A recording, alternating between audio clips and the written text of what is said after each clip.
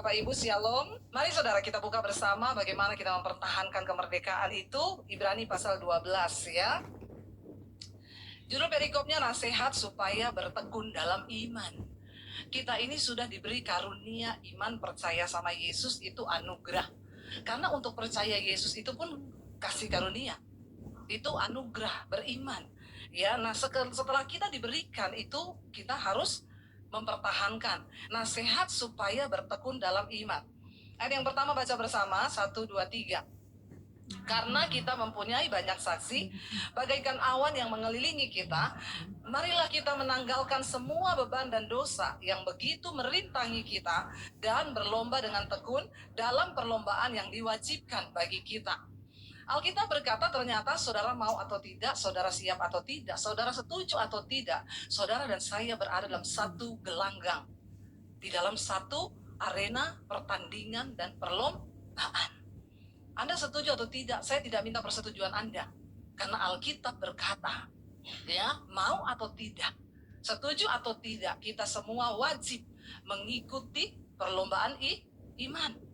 Kalau ada perlombaan, berarti satu saat ada yang menang, ada yang kalah, ya. Saya berdoa semua jemaat di tempat ini menang sampai pada garis akhir, ya. Jangan sampai kita ini sudah bersusah-susah ikut Yesus, akibat saudara kita masih terus hidup dalam dosa, lalu kita kalah pada pengakhirnya. Jangan ya nak ya, jangan ya dek ya, bahaya ya dek ya.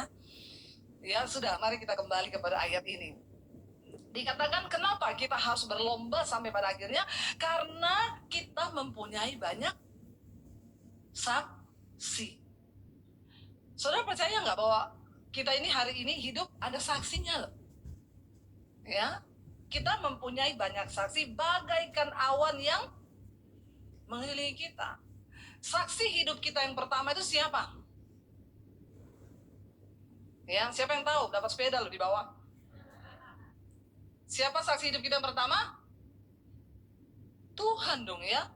Masa gitu aja nggak tahu loh, ampuni mereka ini Tuhan. Kamu tuh lulus sekolah minggu nggak sih? Ya cuma ngomong Tuhan aja berat loh. Ya pasti dong ya, saksi yang pertama kita itu siapa? Ya Tuhan. Alkitab berkata, mata Tuhan tuh menjelajah ke seluruh bumi, melihat orang baik dan orang jahat, untuk kemudian memberikan upah kepada mereka nanti pada akhir zaman. Jadi saksi kita yang pertama itu mata Tuhan, dan mata Tuhan itu kecanggihannya melebihi CCTV tercanggih dimanapun juga. Biar saudara mau sembunyi di kamar hotel, ya di bawah tanah, atau saudara melakukan kenajisan di basement, di dalam mobil, tetap terpantau sama mata dan kanan kirimu. Hati-hati loh. Ya, jangan cuma ngomong, bilang kanan kirimu Tuhan baik dari dulu. Sekarang bilang kanan kirimu, hati-hati loh. Karena mata Tuhan itu melebihi CCTV tercanggih. Jadi tidak ada guna kan kita hidup ini mau pencitraan toh? Kalau kita tahu bahwa ada saksi yang melihat hidup kita. Ngapain mau seorohani di gereja? Pelayanan, ya mau apa, khotbah atau apa. Kalau hidupmu itu nggak beres, ya nggak usah pura-pura. Dikatakan ya saksi yang pertama yang pasti melihat hidup kita itu mata tuh Tuhan. Yang kedua saksi kita siapa? Malaikat. Malaikat itu ada loh, ya, mengikuti kita. Jangan cuma berdoa ini, malaikat aku mau pergi sertai aku. Kau pergi ke panti pijat juga malaikat lihat. Kau kan nggak bisa bilang malaikat tutup mata dong. Kagak. Ada rekaman hidupmu. Ada rekaman hidup kita. Nanti satu saat kita menghadap pengadilan Kristus, kata firman Tuhan, ditanya, kamu pernah selingkuh nggak? Demi Allah, enggak pernah. Ya, Tuhan bilang, malaikat buka channel 5. Ada rekamannya. Ya, jadi bapak-bapak, biar istrimu enggak lihat kau, ingat, ada CCTV-nya tuh Tuhan, yang lebih canggih daripada CCTV manapun. Yang kedua, ada malaikat yang melihat. Yang ketiga, siapa saksi kita? Pura-pura enggak tahu. Siapa bilang yang kenceng, biasa aja. Nggak usah sambil melotot sama setan. Ini orang-orang sini ya, diam-diam tapi giliran gitu ya bersemangat ya. Saksi kita yang berikutnya itu setan. Setan bisa lihat kita, tapi kita nggak bisa lihat. Ada yang bisa lihat setan jadi? Ada loh. Orang Kristen sukanya lihat setan terus. Ya, ada saudara, banyak ya. Sampai saya bilang, kau ini lihat Tuhan nggak pernah, lihatnya setan terus, temenan kali ya. Saudara, kita tuh nggak bisa lihat setan. Ya, tapi setan bisa lihat kita. Dan kerjaannya setan mendakwah kita di hadapan Tuhan. Jadi kalau orang habis pelayanan di sini nyanyi, main musik, ke khotbah, lalu kau pulang kau bersinah, setan lihat, dia rekam, lalu dia datang sama Tuhan, ini loh Tuhan, pelayanmu yang mengaku-ngaku hambamu. Ya ini loh Tuhan, rekamannya. Hello, ayo kita berjuang. Ya, pertahankan kemerdekaan yang sudah Kristus berikan itu. Makanya ayat ini berkata, karena kita punya banyak saksi, bagaikan awan yang mengelilingi kita, marilah kita menanggalkan semua beban dan dosa yang begitu merintangi kita untuk dan berlomba dengan tekun dalam perlombaan yang diwajibkan bagi kita. Ternyata ada satu hal yang sangat menjadi penghalang, penghambat dalam kita ini memenangkan perlombaan iman sampai pada garis akhir, yaitu apa? Beban dan dosa. Kenapa kita harus tanggalkan itu? Karena itu akan merintangi kau mencapai garis akhir. Tanggalkan ya beban dan dosa kita. Jangan bermain-main dengan dosa. Ada satu pelayan Tuhan ngomong sama saya, Bu, saya mau konseling. Kenapa? Saya ini kan WL di satu gereja. Saya diskors sekarang. Kenapa kamu diskors? Orang gereja sekarang sok suci. Saya ini padahal, Bu, jadi saya ini diajak meeting sama temen. Saya itu nggak tahu. Saya datang, ya dikasihlah alamat buat meetingnya. Ternyata itu di Kemang. Terus ya saya datang. Ya makanya kok agak malaman. Saya nggak tahu ternyata di situ itu naik klub. Terus saya tuh ya dikasih minum lah ya. Saya minum, Bu, ya. Saya dijebak. Oh, jadi waktu kamu minum wine itu rasanya teh tawar. Kan kalau dijebak gitu ya. Nggak tahu kan rasanya. Terus akhirnya saya minum, Bu. Lagi saya minum, difoto sama teman saya. Dia iseng lah di-upload di story apa mana, ketahuan sama ketua komsel saya di gereja. Akhirnya saya diskors, Bu. Ya nggak apa-apa, memang kamu berarti ya harus menjalani skors itu. Ya gini ya, Bu, ya, orang Kristen, orang gereja itu sekarang sok rohani banget. Padahal zaman dulu Yesus itu duduk sama pelacur dan orang berdosa. Saya bilang, kau tuh jangan putar-putar balik ayat ya. Tapi nggak ada di ayat di Alkitab dikatakan, lalu pergilah Yesus ke tempat pelacuran. Itu pelacur yang datang sama Tuhan Yesus karena dia mau bertobat. Lagian zaman dulu pelacur duduk sama Yesus yang berubah pelacur. Kalau sekarang pelacur duduk sama WL atau pendeta yang berubah siapa? Jawab. Jawab, gak usah malu, ngomong. Sok kamu ya. Saya bilang, kau jangan putar-putar balik ayat. Zaman dulu beda, Yesus duduk sama pelacur yang berubah pelacurnya. Zaman sekarang pendeta duduk sama pelacur. Saya nggak ngomong ya, untung nggak ada Pak Yosua, tapi Pak Yosua tidak pergi ke tempat bagi Tuhan. Lah kalau sekarang saya bilang pelayan Tuhan itu ada kriterianya. Ya kalau kamu sudah melayani Tuhan, janganlah kau pergi-pergi ke tempat dugem-dugem begitu yang isinya ya semuanya begitu. Kau sudah harus menjadi contoh. Amin. Ya, karena di sekeliling kita ini banyak saksi. Ya saya pernah diajak rapat dulu Natal sama pengusaha. Makanya saya lihat rapatnya jam 9 malam. Dikasih alamat ya, saya datang sama suami saya, ini kok tempat gelap ya. Saya masuk, ada cabai-cabean di situ. Ya, saya ke sana ada terong-terongan. Saya masuk lebih dalam lagi, ada terong dicabein. Waduh, bahaya ini tempat, saudara. Ya. Saya bilang sama suami saya, ini tempat apaan, say? Suami saya bilang, ini nightclub. Lah kok kita pendeta diajak ke sini? Nggak lama datanglah pendeta-pendeta lain. Lalu pengusahanya bilang, silakan ya, kalau mau buka wine juga bisa. Ya pendeta-pendeta yang belum pernah rasa wine kali, ya buka. Saya bilang sama suami, kita pahami yuk.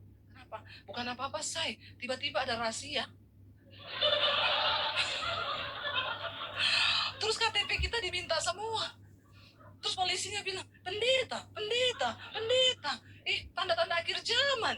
Kenapa pendeta ada di nightclub? Lalu saya pamit pulang. Pengusahanya bilang, ibu belum makan. Enggak, saya makan di rumah aja, Pak. Nanti kasih tahu hasil rapatnya apa. Saya nggak ikut rapatnya.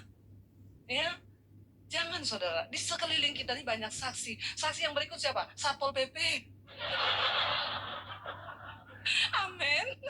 Itu juga saksi. Coba kalau kita semua ketangkap di situ kena razia. Astagfirullah. Terus polisinya kenal saya lagi, Ibu Debbie Basir. Ibu saya tiap hari ikut misbah doa ibu loh. Wah cilaka 12 pas.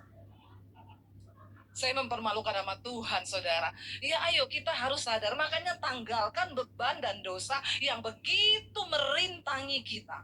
Untuk menang sampai akhir perlombaan. Masuk surga itu tidak gampang. Saudara masuk ke istana presiden aja tidak gampang. Coba besok saudara ke istana presiden. Saya mau lihat bisa masuk enggak? Ya, enggak bisa. Prosedurnya itu ditanya, lu ngapain mau ke sini? Ada perlu apa? Ya, harus dengan pakaian yang rapi, dengan tujuan yang jelas. Lah kok masuk surga sembarangan? Surga itu mulia, lebih mulia dari istana presiden. Jangan main-main saudara. Lalu dikatakan ayat yang kedua, marilah kita melakukannya dengan apa? Mata yang tertuju kepada Yesus yang memimpin kita ke dalam iman dan yang membawa iman kita itu kepada kesempurnaan, yang dengan mengabaikan kehinaan tekun memikul salib, ganti sukacita yang disediakan bagi Dia yang sekarang duduk di sebelah kanan tahta Allah. Kita bisa menang sampai garis akhir waktu kita ini terus berlomba menanggalkan beban dan menanggalkan dosa dengan apa? Mata tertuju kepada Yesus. Jangan matamu tertuju pada masalahmu. Saya tahu banyak suami saudara yang selingkuh. Banyak orang datang sama saya cerita suaminya selingkuh. Tapi kalau kau lihat terus itu, lama-lama kau stres. Amin. Nggak usah lah saudara. Ya, lihat Tuhan saja. Amin. Mungkin banyak yang disakiti oleh anaknya. Tidak usah kau terus dalam persoalan itu berlarut-larut. Tidak ada orang lain yang bisa memaksa engkau untuk bahagia selain dirimu sendiri dengan Tuhan. Amin. Ya janganlah. Saya sakit hati, Bu. Kenapa? Saya dikata-katain, Bu, sama adik saya. Dikatain apa? Sini saya baca ini, Bu. Saya masih simpan omongannya dari 1 tahun lalu. Dia kasih lihat saya ini loh, Bu. Tiap hari saya baca ini, Bu. Saya bilang, Ibu, ya makanya Ibu sakit jiwa. Ya, Ibu terusin aja, lama-lama Ibu gila loh. Alkitab bilang, renungkanlah firman Tuhan siang dan kenapa kau renungkan itu perkataan yang maki-maki kau? Memang kau dasar nggak tahu diri, udah tua gini-gini. Dia renungkan itu siang dan malam. Dia ingat, nih loh Bu, makanya saya sakit hati tiap kali saya baca ini Bu. Sehari 3 kali saya baca. Oh gila kau sebentar lagi. Saya juga lama-lama stres loh dengan orang-orang Kristen ini. Masalahnya, aduh Tuhan Yesus. Saya itu sampai nangis sama Tuhan. Belum pernah ada datang sama saya, Bu, saya punya masalah berat apa? Saya mau diusir karena nama Yesus, saya mau dibunuh. Belum pernah saya dapatkan. Adanya apa, Bu? Saya mau bunuh diri. Kenapa? Pinjol. Aduh. Urusannya kalau nggak pinjol, sakit hati, kepahitan, kecewa. Terus mau konseling lagi, saya bilang, kau kan sudah tahu jawabannya tuh. Ya, jawabannya apa? Mengampuni, sudah mengampuni. Kau konseling sama semua pendeta juga tetap jawabannya sama. Jadi lebih baik kau melihat kepada Yesus. Tapi sekarang orang Kristen tuh memang masalahnya itu dicari-cari, saudara. Ya, ada orang konseling sama saya, Bu, so istri saya lari. Kenapa istrimu lari? Makanya saya suruh pulang lah, nggak mau dia pulang. Lah pasti bapak ada salah. Salahnya bapak ini apa? Ya memang sih saya sudah 2 bulan ini nggak kasih dia duit. Saya bilang, udah bagus kau nggak dikasih kopi sianida, Pak. Istrimu 2 bulan kau nggak kasih duit. Nah terus dia belanja buat makan apa? Ada ibu-ibu datang sama saya, Bu Debbie, saya bersyukur loh sama ibu. Saya tadinya mau cerai sama suami saya, nggak jadi, Bu. Saya berterima kasih waktu saya lari ke Bali, ibu yang temani suami saya terus tiap hari. Saya kaget, saudara. Siapa yang temani? Ibu. Jangan sembarang bicara ya, Bu. Saya nggak pernah loh temani suami orang. Maksudnya khotbah ibu, ngomong yang jelas. Ini ada suami saya di sini. Ya, ibu tuh kalau bicara, tolong ya. Yang khotbah saya, iya Bu, itu maksud saya. Jadi saya tuh udah mau cerai sama suami, ibu tahu. Suami saya ini kasar, galak, tukang bentak, pelit. Ibu tahu saya kalau pergi ke pasar tiap hari diantar sama suami saya. Sampai orang di pasar bilang, "Hi, so sweet banget ibu. Kami tidak pernah melihat loh suami antar istri tiap hari ke pasar." Istrinya bilang, "Kamu tahu kenapa dia antar saya? Karena dia nggak mau kasih saya uang. Kembalian 2.000 saja dia ambil." Kasihan ya. Jadi don't judge a book by Kasihan loh. Orang lain lihat, ih so sweet banget ya. Dia pagi diantar ke pasar, padahal karena pelit. Akhirnya saudara, istrinya bosen, sudah tukang marah, maki-maki, emosian, pelit. Istrinya pergi kembali ke anaknya. Saya mau cerai bu, udah gak kuat saya sama dia. Pergi, waktu dia pergi, suaminya baru terasa kehilangan. Ada yang masakin, disitulah dia bujuk istrinya pulang, istrinya gak mau. Lalu dia mulai cari khotbah di YouTube, dia ketemu khotbah saya. Dia dengerin khotbah saya, dia mulai dirubahkan. Dia WA istrinya, sayang, pulang sayang, aku sudah berubah. Istrinya terima gini, pret. Istrinya bilang, Tuhan aku minta tanda. Kalau suamiku berubah, gak usah tanda apa-apa. Bukan dia tanda berbahasa roh sama saya, tidak. Dia transfer uang. Itu berarti dia sudah benar-benar bertobat. Ternyata kadang tanda itu tidak usah jauh-jauh ya. Ih, ada ibu yang berteriak, betul. Kayaknya curcol ya. Tolong suaminya dengar. Lalu saudara, besoknya dia WA lagi, sayang, aku sudah berubah loh. Tiap hari aku nih dengar khotbahnya Ibu Debbie Basir. Mau coba kamu dengar, istrinya balas, pret. Hari berikutnya dia tanya, dia bilang gini, sayang, aku tadi malam mimpi kamu. Di tengah keramaian kamu menangis. Istrinya bilang terus, dia tanya, uangmu masih ada enggak? Istrinya bilang, kenapa? Aku mau transfer uang buat kamu. Ya minta nomor rekening, dikasih, ditransfer. Istrinya bilang, berubah ini. Tapi jangan satu hari toh. Harus diuji coba. Sampai beberapa hari ke depan. Ya, akhirnya berapa hari kemudian suaminya tanya lagi, kamu gimana di sana, baik? Aku tadi udah transfer lagi ya. Istrinya bilang, ih berubah. Istrinya pulang, ketika pulang, ternyata benar-benar suami udah diubahkan. Lalu mereka disatukan Tuhan. Istrinya bilang, sampai sekarang saya sama suami tiap malam ikut mesbah doanya Ibu Debbie di YouTube. Kami mau berterima kasih Bu, kami tidak jadi cerai. Makanya jangan ada suami yang ya. Mari saudara, sebenarnya masalah-masalah yang kita hadapi ini masalah biasa, asal mata kita ini tertuju kepada Yesus. Nggak usah alay lebay, merasa diri ini sudah paling menghadapi masalah yang paling beban. Apalagi generasi sekarang itu baru umur belasan tahun, 20, 21, 22 sudah langganannya psikiater, sudah jadi langganannya psikolog. Nggak ada di sini ya. Astaga Tuhan, belum berumah tangga loh, udah bolak-balik ke psikolog. Coba saudara, sehatkan jiwamu loh. Jangan jadi punya mental yang paling menderita. Aku tuh paling menderita. Coba kamu datang sama Tuhan. Ya apapun masalahmu, ketika kamu sadar bahwa Tuhan mencintaimu, maka kamu akan bisa melepaskan semua beban di hidupmu. Bilang, aku bisa Yura. Orang tua tidak ngerti, cuma kita anak-anak muda saja. Bisa Yura, bisa. Jadi jangan bilang tidak bisa. Ketika kau datang sama Tuhan, bisa, katakan amin. Ayat yang ketiga berkata di sana, ingatlah selalu akan Dia yang apa? Yang tekun, ya, menanggung bantahan yang sehebat itu terhadap dirinya dari pihak orang-orang berdosa, supaya jangan kamu menjadi lemah dan putus asa. Ayat 4, dalam pergumulan kamu melawan dosa, kamu belum sampai mencucurkan darah. Jadi nggak usah alay lebay. Bilang kanan kirimu, nggak usah alay lu. Bilang, ya, nggak usah alay lu. Masalahmu itu belum berat. Ya, tidak ada persoalan kita yang lebih berat dari apa yang Yesus tanggung, katakan. Dia sudah membuktikan, saudara. Dia pikul semua dosa kita. Dia yang tidak bersalah dijadikan kutuk. Dia yang tidak berdosa dijadikan dosa karena pelanggaran kita. Jadi tidak usah merasa terlalu berat. Ayat ini berkata, dalam pergumulan kamu melawan dosa, kamu belum mencucurkan darah. Belum toh? Ada di sini yang keringat campur darah? Ya, belum. Karena kita depresinya belum sehebat yang Yesus alami. Kita punya Tuhan yang menjadi teladan. Dia Tuhan yang pernah turun dari menjadi manusia. Kenapa? Satu kali ada orang tanya saya, kan agama Kristen, Bu, kalau Yesus itu Tuhan, kenapa dia jadi manusia? Saya bilang, supaya kau tidak alay, Pak. Dengar ya jawaban saya. Supaya kau tidak alay. Loh, kenapa ibu jawab begitu? Karena dia Tuhan yang turun menjadi manusia, merasakan semua kelemahan yang kau alami. Yesus pernah merasakan semuanya. Di mana di titik darah yang terakhir dia berkeringatnya itu campur darah. Kenapa? Pembuluh darahnya pecah, menanggung depresi tingkat tinggi. Bapak sudah pernah mengalami nggak keringat campur darah?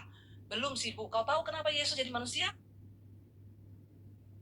Kita bersyukur punya Tuhan yang menjadi manusia, yang merasakan setiap kelemahanmu. Jadi jangan kau berkata, ya, jadi di sini dikatakan, ayo, ya, tidak usah alay lebay, berjuang sampai di titik penghabisan.